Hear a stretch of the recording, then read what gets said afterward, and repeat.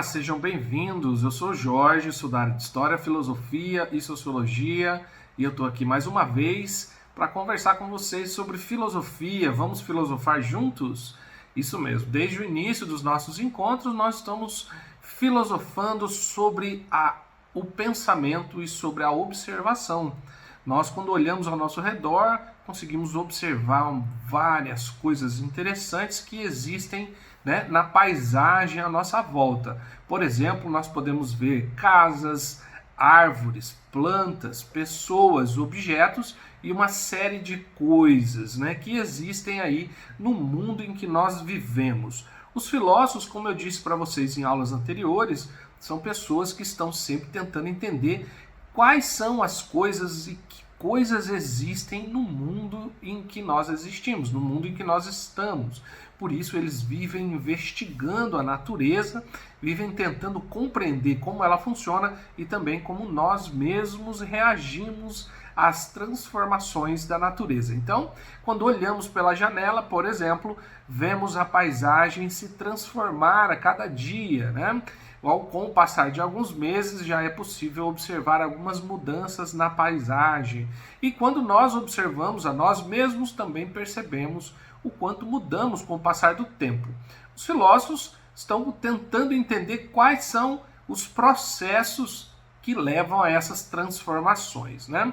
Por isso que na aula anterior eu comentei com vocês que um dos principais filósofos, né, que tentaram entender esses processos, que se chamava Aristóteles, começou a investigar quais são as causas das coisas. Isso mesmo, tudo que acontece no mundo acontece por uma causa. E os filósofos acreditam que uma maneira de nós conhecermos as coisas é compreender aquilo que causou essas transformações ou essas coisas que existem à nossa volta. Na aula passada, eu comentei com você então sobre o Aristóteles, que foi um filósofo que existiu há muito tempo atrás e que estava tentando entender a natureza à sua volta. E ele sempre fazia muitas observações para tentar compreender do que ela é feita, como ela funciona e quais são os processos de transformação e de mudança da natureza. Ele se perguntava então pela causa das coisas, isso mesmo. Então, lembra que na aula passada nós comentamos algumas perguntas que o Aristóteles geralmente fazia quando olhava para o mundo à sua volta, né? Hoje eu vou falar um pouco para vocês também de algumas questões que o Aristóteles achava importante na hora da gente conhecer as coisas do mundo. Por exemplo, né, tudo tem, segundo o Aristóteles, tem 4 causas. Isso mesmo, são 4 causas para o Aristóteles, né, que determinam o que, o como as coisas são feitas, como elas são, e também o porquê e para que elas existem. Então, são 4 maneiras de explicar as coisas que existem à nossa volta, né? Podemos explicar descrevendo as 4 causas de um livro, por exemplo. Vamos imaginar que você esteja aí, né, nas suas mãos com um livro didático e você queira entender um pouco mais como ele existe, para que ele existe, né, o que é e qual é a sua finalidade. Então, fazer uma investigação filosófica a respeito desse objeto que você tem nas mãos agora, o livro didático. O Aristóteles dizia então que uma das perguntas que nós temos que fazer é: o que é este objeto que está nas suas mãos, né? E a maneira de responder a esse objeto, a essa pergunta, é responder pela causa formal. Isso mesmo, Aristóteles chamava isso de causa formal, que é a forma que o objeto tem, né? Neste caso, é a forma de um livro. Isso mesmo, nós já começamos a compreender um pouco mais sobre esse objeto.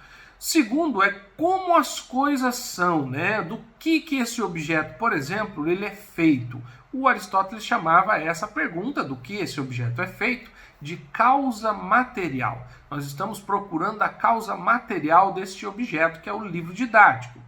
E o elemento que nós podemos encontrar é o papel. O livro didático é feito de papel, não é mesmo? Então, a causa material deste objeto, livro didático, é o papel. Além disso, o Aristóteles falava também que nós precisamos encontrar qual é a causa da existência, como que esse objeto surgiu, né? O elemento que gerou este objeto. No caso, ele chamava isso de causa eficiente. Isso mesmo, a causa eficiente do livro didático é a gráfica, a editora que produziu este livro e esses conteúdos, né? Então, a causa eficiente é aí o processo ou o agente que trouxe e realizou, né? E trouxe esse objeto para o mundo. Por último, o Aristóteles também acreditou ser muito importante saber o para que essas coisas existem. No nosso caso, para que o livro didático existe, né? A finalidade do livro é que ele seja, né, lido, que sirva para as pessoas estudarem nele e aprenderem várias coisas, entre elas o pensamento do Aristóteles. Então, é muito importante observar o mundo à nossa volta, pensar sobre as coisas que nós vemos e investigar quais são as causas dos objetos, das coisas e das transformações que nós vemos na natureza. Para o Aristóteles, então são 4 as causas. A causa material, que é o elemento, né, que constitui esse objeto, o elemento que a gente usou para fazer o objeto. A causa formal, que é a forma que o objeto tem, tá? A causa eficiente, que é o agente, o processo ou a pessoa que construiu esse objeto. E por último, a causa final, que é a finalidade, para que serve, né? Por que eu vou utilizar, para que eu vou utilizar este objeto? Com isso, então, nós estamos em condições agora de resolver as atividades que estão lá na página 15 do material didático. Lá você vai encontrar uma atividade chamada Hora de Filosofar, onde tem algumas questões, algumas perguntas sobre as causas e para a gente pensar e entender um pouco mais como elas funcionam. Vamos tentar criar algumas hipóteses para responder aquelas perguntas lá. Então, por exemplo, né, vamos imaginar que nós estivéssemos vendo um bebê que está chorando, né? O que pode ter causado essa situação? O que você acredita? Por que você acha que o bebê pode estar chorando? Será que ele está com fome? Isso mesmo, Sofia está sentindo frio. Por que Sofia está sentindo frio? Qual é a resposta que você acredita que se encaixa aí, que responde a essa pergunta, né? O sorvete derreteu. Por que isso aconteceu? E ali você vai encontrar outras atividades também para desenvolver hipóteses que resolvam os problemas, né? Que encontrem aí as causas dessas transformações e desses acontecimentos. E isso está lá na página 15 do seu material didático, ok?